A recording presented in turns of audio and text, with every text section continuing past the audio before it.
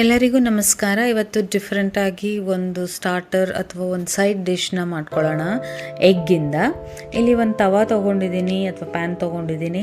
ಇದಕ್ಕೆ 1 ಟೇಬಲ್ ಸ್ಪೂನಷ್ಟು ಎಣ್ಣೆ ಹಾಕ್ಕೊಂಡಿದ್ದೀನಿ. ಇದಕ್ಕೆ ಮೀಡಿಯಮ್ ಸೈಜು ಒಂದು 2 ಈರುಳ್ಳಿ, ತೆಳುವಾಗಿ ಉದ್ದ ಹೆಚ್ಚಿರುವಂಥ ಈರುಳ್ಳಿನ ಹಾಕ್ಕೊಂಡು ಒಂದು ಸ್ವಲ್ಪ ಉಪ್ಪು ಹಾಕ್ಕೊಂಡು ಚೆನ್ನಾಗಿ ಫ್ರೈ ಮಾಡ್ಕೊಳ್ಳೋಣ.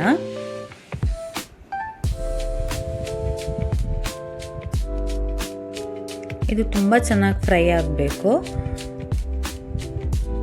ಇವಾಗ ಇದೊಂದು ಸ್ವಲ್ಪ ಫ್ರೈ ಆಗಿದೆ ಅನ್ಬೇಕಾದ್ರೆ 1 ಟೇಬಲ್ ಸ್ಪೂನ್ ಅಷ್ಟು ಜಿಂಜರ್ ಗಾರ್ಲಿಕ್ ಪೇಸ್ಟ್ನ ಹಾಕೋತಾ ಇದ್ದೀನಿ. ಅದ್ರ ಜೊತೆಗೆ ಆನಿಯನ್ನ ಫ್ರೈ ಮಾಡ್ಕೊಳ್ಳೋಣ.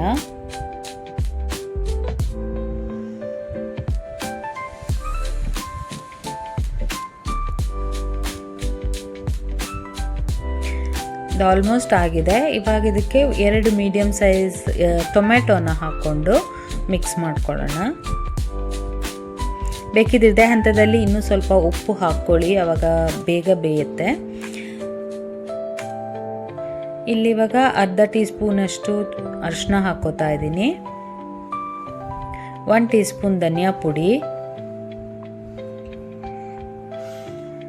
1 ಟೀ ಸ್ಪೂನ್ ಖಾರ ಪುಡಿ, ಅರ್ಧ ಟೀ ಸ್ಪೂನ್ ಜೀರಾ ಪುಡಿ, ಅರ್ಧ ಟೀ ಸ್ಪೂನ್ ಗರಂ ಮಸಾಲ, ಹಾಗೆ ಒಂದು ಅರ್ಧ ಟೀ ಸ್ಪೂನ್ ಪೆಪ್ಪರ್. ಇದಿಷ್ಟನ್ನು ಹಾಕ್ಕೊಂಡು ನೀಟಾಗಿ ಮಿಕ್ಸ್ ಮಾಡ್ಕೊಳ್ಳೋಣ. ಈ ಮಸಾಲೆ ಜೊತೆಗೆ ಆನಿಯನ್ ಮತ್ತು ಟೊಮೆಟೊ ಏನಿದೆ ಅದು ಚೆನ್ನಾಗಿ ಬೇಯಬೇಕು. ಆದಷ್ಟು ಮ್ಯಾಶ್ ಆಗೋ ಥರ ಕನ್ಸಿಸ್ಟೆನ್ಸಿ ಇರಲಿ.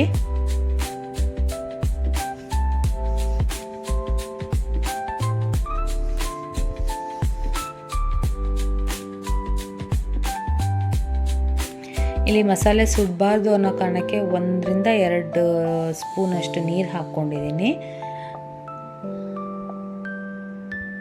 ಇವಾಗ ಇದು ಆಲ್ಮೋಸ್ಟ್ ಬೆಂದಿದೆ ನೀಟಾಗಿ. ಇದನ್ನು ತವಾ ಮೇಲೆ ಫುಲ್ಲು ನೀಟಾಗಿ ಒಂದು ಲೆವೆಲಲ್ಲಿ ಸ್ಪ್ರೆಡ್ ಮಾಡ್ಕೊಳ್ಳೋಣ.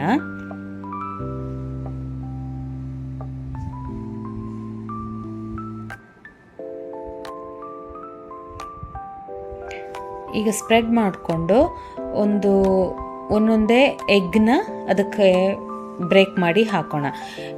ಬೇಕಿದ್ದರೆ ಒಂದೊಂದು ನೀವು ಎಗ್ ಹಾಕೋ ಜಾಗದಲ್ಲಿ ಒಂದು ಸ್ವಲ್ಪ ಪ್ರೆಸ್ ಮಾಡಿ ಅದನ್ನು ಗುಂಡಿ ಥರ ಮಾಡಿಕೊಂಡು ಯೋಕ್ ಒಂದೇ ಜಾಗದಲ್ಲಿ ಕೂರೋ ಹಾಗೂ ಮಾಡ್ಕೋಬೋದು. ಇಲ್ಲಿ ನಾನು ಮಾಡ್ಕೊಂಡಿಲ್ಲ.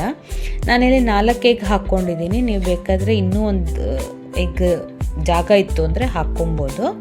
ಇವಾಗ ಅದ್ರ ಮೇಲೆ ಸ್ವಲ್ಪ ಉಪ್ಪು ಮತ್ತು ಪೆಪ್ಪರ್ ಪೌಡರ್ ಹಾಕಿ ಮತ್ತು ಕೊತ್ತಂಬರಿ ಸೊಪ್ಪನ್ನು ಹಾಕಿ ಮುಚ್ಚಿಬಿಟ್ಟು ಅದನ್ನು ಲೋ ಟು ಮೀಡಿಯಮ್ ಫ್ಲೇಮಲ್ಲೇ ಬೇಯಿಸ್ಕೊಳ್ಳೋಣ. ಈಗೊಂದು 10 to 15 ಮಿನಿಟ್ಸ್ ತೊಗೊಳುತ್ತೆ, ಯಾಕಂದರೆ ಲೋ ಫ್ಲೇಮಲ್ಲಿ ಇಟ್ಟಿದ್ದೀನಿ. ಇಲ್ಲಾಂದರೆ ಮಸಾಲೆ ಕೆಳಗಡೆಯಿಂದ ತಳ ಹಿಡಿಯುತ್ತೆ ಅನ್ನೋದಕ್ಕೆ. ಇವಾಗ ಆಲ್ಮೋಸ್ಟ್ 50 to 75% ಬೆಂದಿದೆ. ಇನ್ನೂ ಸ್ವಲ್ಪ ಬೇಯಬೇಕು. ಇದನ್ನು ಮಗ್ಚಿ ಹಾಕಬೇಕು, ಉಲ್ಟಾ ಹಾಕಬೇಕು ಅನ್ನೋ ಕಾರಣಕ್ಕೆ ಇದರಲ್ಲಿ ಒಂದೇ ಎಗ್ಗಿರೋ ಪೋರ್ಷನ್ನ ನಾನು ಬ್ರೇಕ್ ಮಾಡ್ಕೋತಾ ಇದ್ದೀನಿ. ಇಲ್ಲ ಅಷ್ಟೂ ಒಂದೇ ಸತಿ ಉಲ್ಟಾ ಹಾಕೋಕ್ಕಾಗೋದಿಲ್ಲ, ಅದಕ್ಕೋಸ್ಕರ ಇದಿನ್ನೂ ಸ್ವಲ್ಪ ಬೇಯಬೇಕು, ಇನ್ನೂ ಸ್ವಲ್ಪ ಸಾಲಿಡ್ ಆಗಬೇಕು. ಅದಕ್ಕೋಸ್ಕರ ವೆಯ್ಟ್ ಮಾಡ್ತಾ ಇದ್ದೀನಿ. ಇವಾಗ ಇದನ್ನು ನಿಧಾನಕ್ಕೆ ಉಲ್ಟಾ ಹಾಕ್ಕೊಳ್ಳೋಣ. ಎಲ್ಲದನ್ನು ಉಲ್ಟಾ ಹಾಕ್ಕೊಂಡು ಆಮೇಲೆ ಅದನ್ನು ಒಂದು ಲೋ ಫ್ಲೇಮಲ್ಲಿ 5 to 10 ಮಿನಿಟ್ಸ್ ಬೇಯಿಸಿದ್ರೆ ನಾನಿಟ್ಟಿರೋ ಹೆಸರಿನ ಪ್ರಕಾರ ಎಗ್ ಪಿಜ್ಜಾ ರೆಡಿಯಾಗಿದೆ. ಟ್ರೈ ಮಾಡಿ ಫೀಡ್ಬ್ಯಾಕ್